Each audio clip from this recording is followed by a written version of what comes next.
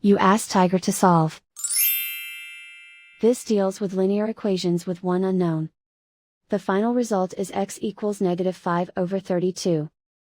Let's solve it step by step. Simplify the expression. Group like terms. Group the coefficients. Find the lowest common denominator. Multiply the denominators. Multiply the numerators. Combine the fractions. Combine the numerators. Group all constants on the right side of the equation. Add 5/8 to both sides.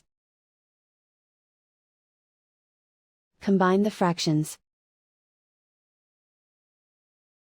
Combine the numerators.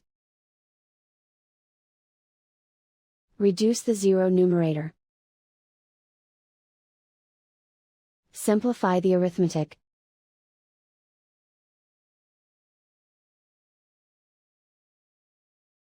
Isolate the x. Divide both sides by -4. Cancel out the negatives. Simplify the fraction. Simplify the arithmetic.